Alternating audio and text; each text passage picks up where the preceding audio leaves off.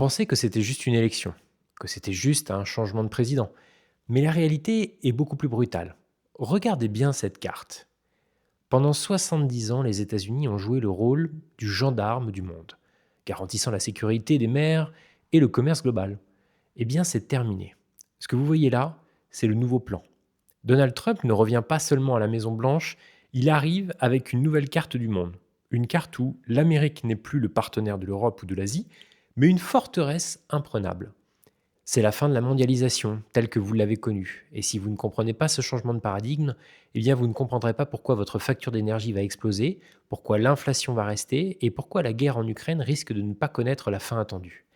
Bienvenue dans l'ère de la doctrine Monroe. Pour comprendre ce qui est en train de se jouer aujourd'hui, eh bien il faut faire un retour en arrière, un retour en 1823, sous l'ère du président James Monroe. Pour lui, l'important, eh bien, c'est de préserver les intérêts des États-Unis. C'est d'où est tiré le nom de doctrine Monroe. Pour lui, l'important, c'est que l'Europe et le reste du monde ne viennent plus interagir aux États-Unis. Il faut impérativement préserver les intérêts du pays. Et aujourd'hui, Donald Trump reprend ce principe. Alors, il va transformer la doctrine en la passant de Monroe à Donroe. Alors, vous l'aurez compris, c'est la contraction de Donald et de Monroe. Et nous ne sommes plus sur quelque chose de défensif, mais sur une action plutôt possessive. Pendant 70 ans, les États-Unis étaient le gendarme du monde.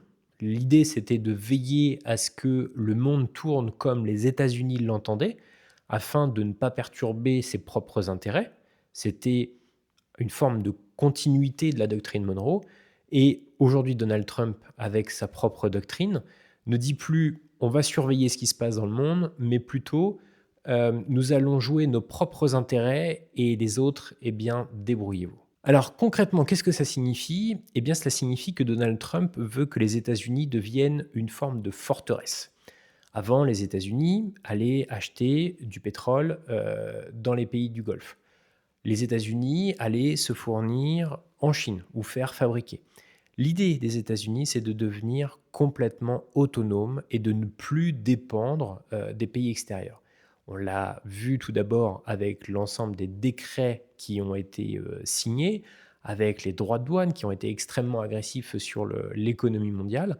Et là, on a une avancée brutale avec l'attaque, ou je ne sais pas comment est-ce que chacun le qualifiera comme il le souhaite, mais on va dire pas l'invasion non plus, mais plutôt la mission qui a été faite sur le Venezuela. Alors, ce que l'on va voir dans cette vidéo, eh bien, c'est le nouveau dessin qui est en train de prendre le monde, que ce soit sur le plan géopolitique, géographique, mais aussi sur les échanges. Pourquoi est-ce que de nouveaux blocs se forment? Quel va être l'impact direct pour nous? Et pourquoi est-ce que tout ça, finalement, se dessine avec une seule maxime, America Great Again? Alors, à quoi va ressembler le monde de demain? Eh bien, celui-ci va être divisé en trois blocs majeurs. Le premier d'entre eux, bien évidemment, c'est les États-Unis. Mais pas les États-Unis comme nous les connaissons aujourd'hui, avec la notion d'Amérique du Nord plus le Canada. Les États-Unis, comme l'entend Donald Trump à l'heure actuelle, ils s'étendent du Groenland, en passant par le Canada, par les États-Unis que nous connaissons, et descend jusqu'au Venezuela, jusqu'à la Terre de Feu. Dans l'ensemble de ce bloc, ce qu'il faut comprendre, c'est que le Groenland va jouer deux rôles. Le premier, c'est bien évidemment une partie de pétrole, de terres rares, mais aussi un contrôle stratégique directement en lien avec la Russie et sur les routes maritimes que pourrait utiliser la Chine. Ensuite, vous avez le Canada. Là aussi, on est sur quelque chose qui va être utilisé pour le côté énergétique, notamment les terres rares, et un petit peu d'eau. Et bien évidemment, ça fait partie de l'ensemble du bloc américain. Les États-Unis, comme nous les connaissons. Et ensuite, l'Amérique latine va devenir l'usine littérale des États-Unis. Là où avant, les Américains faisaient sous-traiter en Chine, je ne sais pas, par exemple, le textile ou ce genre de choses, eh bien, littéralement, l'Amérique du Sud deviendra l'usine des États-Unis. De cette manière, les Américains vont pouvoir évoluer en bloc fermé, en SAS, ils vont être complètement autonomes, ils vont avoir le côté énergétique, le côté alimentaire et le côté manufacture, fabrication, si je peux l'exprimer comme ça. En deuxième bloc, on va avoir la Chine.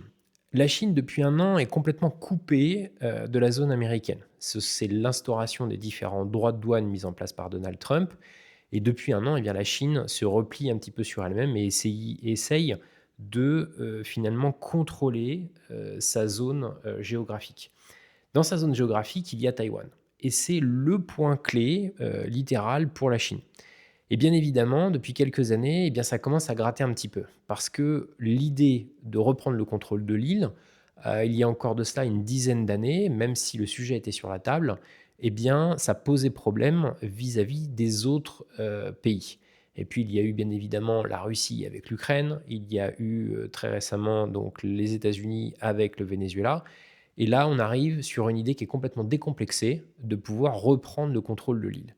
Donc, ce deuxième bloc, il va être chinois, une influence locale, et il va y avoir bien évidemment un autre allié juste à côté qui va former un troisième bloc, c'est la Russie. Et ce troisième bloc, avec la Russie, eh bien, c'est le plus compliqué pour nous. L'idée de la Russie, quelle est-elle? C'est de retrouver une sensation, et je dis bien une sensation, d'ex-bloc URSS. Pourquoi est-ce que je parle de sensation? Parce que l'idée, c'est pas de retrouver l'emprise géographique, donc l'équivalent géographique de l'empire URSS, du bloc, mais plutôt de cette zone tampon qui va la séparer directement de l'Occident. Donc on se souvient, c'était le mur de fer, c'était l'Allemagne de l'Est et l'Allemagne de l'Ouest. Et là, l'idée, eh bien, c'est de retrouver cette zone tampon, mais en Ukraine. Ce serait une zone qui serait complètement démilitarisée, qui serait plus sous influence de l'Occident, plus sous influence américaine, et encore moins européenne. Et de cette manière, eh bien, la Russie pourrait faire et vivre comme elle l'entend. Aujourd'hui, on peut se poser la question de l'intérêt de la Russie d'aller au-delà de l'Ukraine. Mais jusqu'au moment d'enregistrer cette vidéo, eh bien, on voit qu'elle essaie surtout de dessiner une zone qui la protégerait. La Russie, elle, est autonome, énergétiquement, pardon. Elle commerce aujourd'hui avec la Chine, avec les pays du Golfe, mais elle n'a pas besoin des États-Unis, elle n'a pas besoin de l'Occident, et dessine d'ailleurs son propre bloc d'autosuffisance. Et la problématique, eh bien évidemment, elle est pour nous. Pourquoi? Parce qu'on va se retrouver pris en étau, finalement, entre les Américains, les Russes et les Chinois, entre ce bloc russe et ce bloc chinois. On est pris en étau sur le plan géographique. On va être pris également en étau sur le plan commercial. Aujourd'hui, nous avons beaucoup de mal à fabriquer quoi que ce soit. Nous allons importer énormément depuis la Chine, sur toutes les choses électroniques. Soit on les achète aux États-Unis et elles sont fabriquées en Chine, soit elles sont fabriquées directement en Chine et produites en Chine et on les importe en France. Sur le plan défense, on a beaucoup compté ces dernières années sur les Américains qui étaient censés nous défendre. C'est un petit peu le pacte qui s'est dessiné après la Seconde Guerre mondiale. Et aujourd'hui, eh bien, on se retrouve le bec dans l'eau. C'est-à-dire que sur le même continent, il y a la Russie qui a commencé à déborder au-delà de ses frontières. Et puis, les États-Unis nous disent, eh bien, maintenant, il va falloir vous débrouiller. Et sur le plan militaire, eh bien, nous ne sommes pas en mesure de nous défendre à la hauteur des prestations qui étaient faites à ce jour par les États-Unis. Et c'est donc ces trois blocs qui se dessinent, les États-Unis, la Chine, la Russie, et bien évidemment, il va rester des zones, il y a l'Afrique, il va rester l'Australie qui est un allié bien évidemment des États-Unis, mais il va rester l'Afrique et l'Europe qui vont être un gros point d'interrogation et qui, en l'état aujourd'hui, ne sont pas à même de se gérer toutes seules. Alors je vous propose maintenant de regarder un peu plus en profondeur l'opération qui s'est jouée au Venezuela et de regarder quels sont les différents intérêts qui ont fait que Donald Trump a mis en place cette opération. La première, bien évidemment, c'est le pétrole. C'est la première réserve mondiale de pétrole. On va en reparler pardon, dans un instant.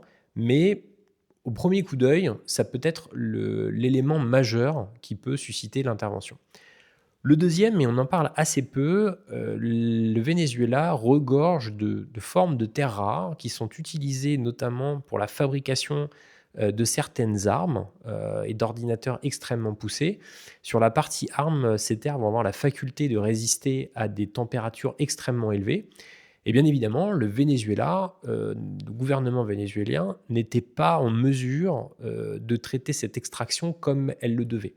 Heu, Probablement par un manque d'organisation certain. Ils n'avaient pas les financements, ils n'avaient pas les techniques ni l'organisation pour pouvoir extraire et exploiter ces fameuses ressources.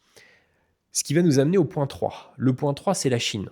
Parce que, depuis des années, le Venezuela était en cheville avec la Chine, qui amenait des financements, qui amenait des techniques, qui amenait aussi de l'aide humaine pour traiter le pétrole et pour traiter ces fameuses ressources qui permettaient, l'exploitation d'armes et de puissance, on va dire, informatique. Bien évidemment, c'était très compliqué pour les États-Unis d'avoir à portée de missile, on va dire, le Venezuela et les Chinois qui étaient en train de gérer un petit peu cette zone. Et plus le temps passe, et bien évidemment, et plus les Chinois prenaient de la place au Venezuela, étaient en mesure finalement de contrôler cette partie du territoire. Les États-Unis ne pouvaient pas l'entendre, c'était pas dans le syllogisme, et c'était pas sur les bases du fondement de la doctrine Monroe, et encore moins de la future doctrine d'Unroe actuellement en place. Si on s'attarde un petit peu plus sur le pétrole, qui est, d'après les informations qui nous sont données, le premier point qui donne cette opération sur le Venezuela, pourquoi est-ce qu'elle a un intérêt? Le premier intérêt, c'est que c'est la première réserve de pétrole au monde, le premier réservoir. La contre-problématique qu'il y a à ça, enfin la problématique qu'il y a à ça, et non pas la contre-problématique, c'est que c'est un pétrole qui est extrêmement dur à traiter. C'est un pétrole lourd qui demande des raffineries spéciales et des traitements spéciaux. Donc, on peut se dire, OK, il y a la volonté de capter des ressources, mais il y a une problématique sur le traitement. Aujourd'hui, le traitement est faisable. Les États-Unis sont en partie équipés, même si les raffineries ne sont pas forcément à jour. Il y a des investissements qui vont être faits et au fil des ans, eh bien, les États-Unis vont réussir à exploiter et à raffiner ce pétrole. Pourquoi est-ce que ça les intéresse hormis, la partie chinoise que l'on a vue juste avant? Eh bien, en prenant le contrôle du premier réservoir de pétrole au monde, les États-Unis vont pouvoir doser le coût du baril. Je vous explique. La problématique première des États-Unis, c'est l'inflation. Les États-Unis, dans leur fonctionnement, ont besoin impérativement d'un baril extrêmement faible, du prix d'un baril extrêmement faible. Sur la fabrication, sur le coût de l'essence, sur tout ce que vous voulez, ça permet en fait d'avoir un coût de la vie aux États-Unis qui coûte assez peu, ou du moins le moins possible. Et forcément, quand les Américains sont contents, eh bien, ça fait un électorat qui va bien pour Trump. La deuxième partie, eh bien, c'est que ça va permettre à Donald Trump en contrôlant ce prix du baril, d'avoir un contrôle sur la Russie. La Russie, c'est le mécanisme inverse, c'est-à-dire qu'elle a besoin d'un baril extrêmement cher. Et par extrêmement cher, je mesure mes propos, il faut qu'il soit généralement au-dessus de 70 $. Pourquoi? Parce que ça lui permet de financer en fait ses actions militaires en Ukraine. Et ça permet à la Russie de s'enrichir et de pouvoir se développer. Si le baril tombe, les États-Unis se portent, elles, bien, permettent d'avoir une vie quotidienne et une inflation assez basse, une vie quotidienne correcte et une inflation assez basse. Et de l'autre côté, eh bien, ça met une grosse pression financière sur la Russie. Donc, contrôler ce pétrole vénézuélien, eh bien, ça va permettre de donner une aisance aux Américains, mais ça va aussi permettre de mettre la pression et sur la Russie et bien évidemment de couper un peu l'herbe sous le pied sur la partie chinoise. Alors maintenant, on va se pencher sur l'impact que ça va avoir pour nous particuliers. Alors quand je dis nous, c'est les Américains d'une part, on va regarder ce que ça peut changer pour eux, cette division du monde en trois blocs, et puis pour nous aussi, bien évidemment, Européens. Le premier, eh bien, ça va être la fin d'une mondialisation qui permettait d'accéder à des choses, des produits de consommation qui étaient extrêmement peu chers. Si vous faisiez tout fabriquer en Chine, en Inde, à Taïwan ou dans des zones où le coût du travail était extrêmement faible, si on le rebascule sur les États-Unis par exemple, qui veulent absolument être autonomes, eh bien à ce moment-là, ça va créer une inflation. Même si Donald Trump essaie de mesurer l'inflation avec le coût du baril de pétrole, il va y avoir une autre inflation en parallèle qui va être celle du coût de production. Et là, vous pouvez faire ce que vous voulez, même si vous faites fabriquer au Mexique ou en Amérique latine, eh bien forcément, les choses vont coûter plus cher. Pour nous, Européens, ça va se traduire exactement de la même manière, mais par effet de domino. C'est-à-dire que si la production d'un produit, par exemple informatique, d'un téléphone, d'un appareil photo, d'un ordinateur, ne se fait plus en Chine, mais se fait aux États-Unis, avec des droits de douane, avec une répercussion de prix, ce que vous voulez, forcément, eh bien, le prix va littéralement exploser. Donc, il risque d'y avoir des produits dont on se sert tous les jours qui sont déjà assez chers, qui vont devenir complètement hors de portée à cause de ce coût de fabrication. Le deuxième phénomène sur ces différents blocs, si les différents blocs se dessinent exactement comme on l'a dit au début de la vidéo, eh bien, peut-être, ça va être les monnaies. Aujourd'hui, le dollar règne sur le monde. Le prix du baril de pétrole est en dollars. Beaucoup de choses sont en dollars parce qu'il y a une sécurité à utiliser cette monnaie. Et on a bien évidemment l'extraterritorialité du dollar, c'est-à-dire la juridiction américaine qui s'applique à toute personne qui va commercer et utiliser du dollar.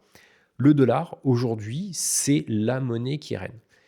Si demain, on a un dessin de 3 blocs qui se divisent, bien évidemment, le bloc russe et chinois qui sont déjà en train de discuter depuis plusieurs années et de mettre en place des systèmes de paiement en parallèle, eh bien, vont de facto vouloir appliquer le plus rapidement possible ce système. On va donc avoir les Américains avec les systèmes de cartes, les systèmes de transfert entre comptes et le dollar qui va être utilisé bien évidemment pour leur zone. La même chose du côté finalement ce qu'on appelle les BRICS, ok, la Russie, la Chine et tous les pays qui vont avec. Et la question qu'on pourra se poser, c'est qu'aujourd'hui, vous avez une carte, par exemple Visa ou Mastercard, vous ne pourrez peut-être plus l'utiliser de la même manière qu'aujourd'hui. C'est-à-dire que peut-être qu'un des blocs dira non, nous, il faut utiliser telle franchise ou telle monnaie. Et finalement, on a une rupture complète sur la mondialisation telle que l'on l'a connue jusqu'ici. On risque de revenir à des frontières, donc des frontières bien évidemment physiques, mais aussi des frontières technologiques, des frontières de monnaie où on ne pourra plus utiliser toutes les monnaies et il sera mal vu d'utiliser peut-être du dollar ou peut-être du yen dans certaines situations. Et qui va se retrouver gagnant? Eh bien, j'ai envie de dire presque malheureusement, ou du moins sur le plan moral, ce sont toutes les entreprises qui sont liées directement ou indirectement à l'armement.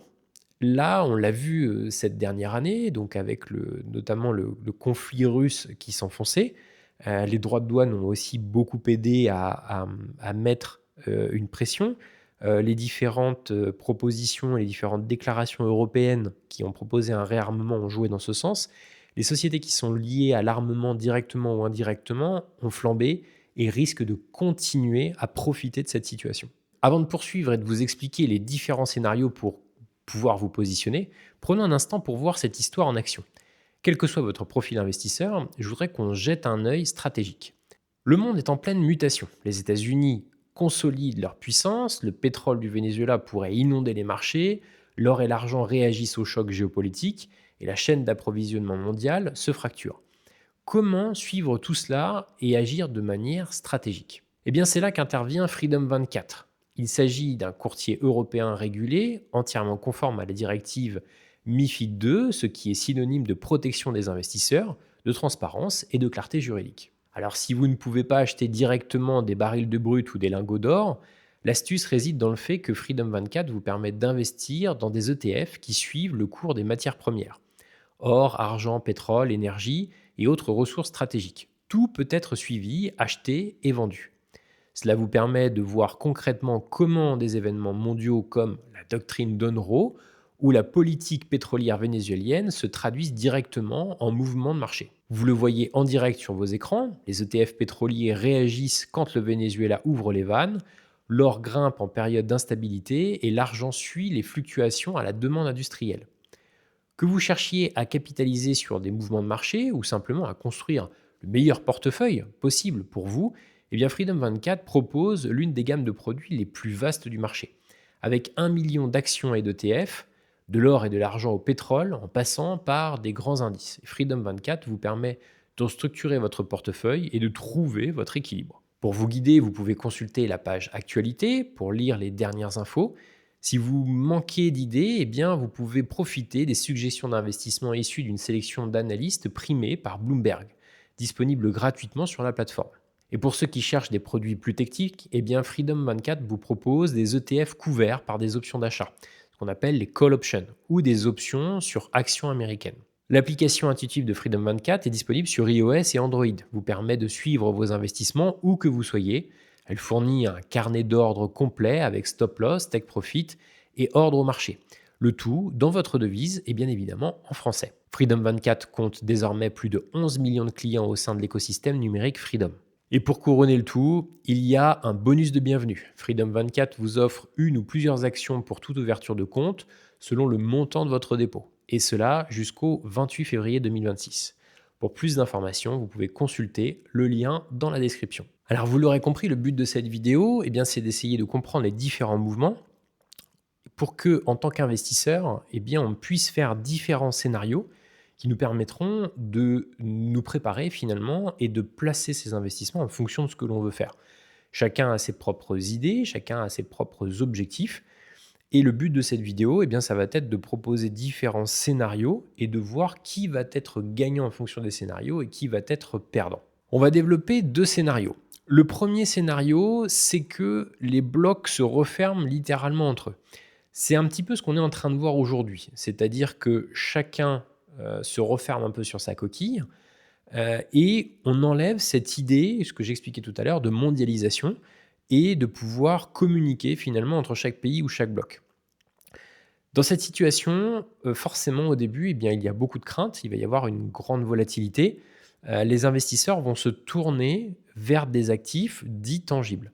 Alors forcément, il y a 2 métaux qui sont en poupe en ce moment, qui ont le vent dans le dos, si je puis m'exprimer ainsi. C'est l'or, bien évidemment, et qui est suivi derrière pour l'argent. 2 raisons à cela. L'argent est devenu une forme de réserve de valeur, de par sa rareté, et en plus de cela, bien évidemment, elle est extrêmement demandée pour des, comment dirais-je, l'intelligence artificielle notamment, mais aussi sur toute une grande partie photovoltaïque en Chine. Et d'ailleurs, on en a déjà parlé, mais la Chine a mis en place à partir du 1er janvier une restriction sur l'export finalement d'argent. Donc dans ce cas concret, on va voir des choses qui étaient survalorisées jusqu'à présent, parce qu'il y avait cette mondialisation qui était en place. Je pense par exemple, quelque chose de tout bête, Apple. Apple est une action américaine, est une entreprise américaine qui faisait fabriquer en Asie pour revenir aux États-Unis et être vendue dans l'ensemble du monde. Là, cette situation pour eux, c'est beaucoup plus compliqué. Il va forcément y avoir des droits de douane mis en place par les États-Unis, ce qui est un petit peu curieux, avec une demande de retour de fabrication sur le sol américain, avec des coûts beaucoup plus élevés. Est-ce qu'ils vont être en mesure de fabriquer comme ils fabriquaient en Asie? Il y a plein de questions qui se posent, et donc forcément, les valorisations vont descendre. Le deuxième scénario qui peut se mettre en place, c'est le boom américain. C'est-à-dire que dans ce scénario, Donald Trump arrive à ses fins et finalement arrive à mettre en place le Great America, America Great Again, excusez-moi, et on se retrouve sur un boom équivalent à l'après-Seconde Guerre mondiale. C'est-à-dire que le fait de faire revenir l'industrie dans le pays, le fait d'être complètement autonome, finalement, les valeurs américaines explosent parce qu'on a l'assurance que les États-Unis vont dans le bon sens au détriment aussi du reste du monde. Alors sur ces 2 scénarios, il y a 2 façons de le voir. Le premier scénario, c'est le côté ultra spéculatif. C'est toujours compliqué, mais l'histoire nous a montré que dans ce genre de situation, il y a des gens qui vont perdre beaucoup d'argent et il y a des gens qui vont en gagner. C'est-à-dire ceux qui vont comprendre qui vont avoir le feeling pour gérer la situation sur ce qu'on appelle du très court terme et qui vont pouvoir spéculer véritablement, en faisant des coups sur ce qui est en train de se passer. On est sur une, situation compliquée, risquée, mais qui peut permettre de générer, j'ai envie de dire presque malheureusement, beaucoup d'argent. Le deuxième aspect, ça va être le côté, investissement. C'est-à-dire que toutes les personnes qui arriveront à construire leur propre portefeuille, quand je dis propre, c'est, ceux qui raisonnent, finalement pour ce que eux souhaitent faire, les rendements qu'ils attendent, la compréhension du marché qu'ils ont et cetera. Des portefeuilles qui vont être ce qu'on appelle permanents, qui pourraient être, par exemple, le portefeuille d'Harry Brand, ou plus récemment les portefeuilles, ce que Ray Dalio appelle son portefeuille All Weather, c'est-à-dire composé de blocs, répartis entre obligations, actions et matières premières, donc or, en l'occurrence, et peut-être argent. Depuis quelques mois, il y a un intérêt à le faire. Eh bien, là aussi, il va y avoir quelque chose à mettre en place pour pouvoir affronter finalement. Parce qu'il va y avoir une volatilité telle que, soit on est très investi, on veut comprendre les mouvements et on est capable de les comprendre et il y a possibilité de faire perdurer son patrimoine et pourquoi pas de l'augmenter. Mais si on n'est pas dans cette, idée de spéculation et qu'on n'a pas l'idée vive, la réaction vive, de prendre tous ces mouvements, et que l'on veut quand même faire son rôle, jouer son rôle d'investisseur, eh bien, ce type de portefeuille pourra forcément avoir un intérêt. Alors pour conclure, il faut comprendre que le monde n'est pas en train de s'effondrer, que cette réorganisation, elle est quelque part normale, que le monde dans son histoire a toujours eu besoin, de protéger ses frontières ou de les faire bouger, du moins, mais qu'au final, tous les pays ont à un moment donné, doivent, se protéger et réagir non pas dans l'intérêt collectif mondial, mais plutôt dans leur propre intérêt primaire et c'est ce qui est en train de se passer. Après une très grande, période de mondialisation, de paix, plus ou moins économique et physique, eh bien, on est en train de revenir vers une protection des intérêts. Le premier rôle d'un investisseur, petit ou moyen, en fonction de comment on se juge personnellement, eh bien c'est l'adaptation.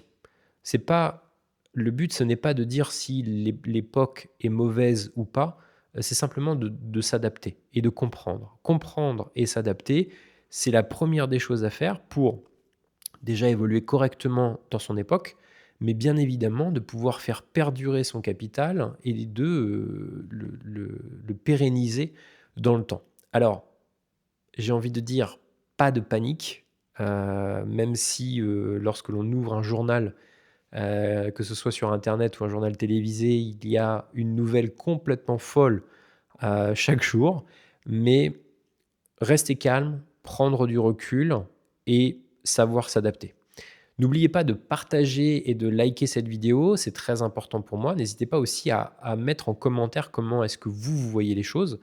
Je vous ai partagé ma perception, mais elle n'est pas universelle. Chacun aura sa perception des choses et sa vision. N'hésitez pas à la partager pour pouvoir débattre ensemble dans les commentaires. Et de mon côté, eh bien, je vous retrouve très bientôt pour une nouvelle vidéo.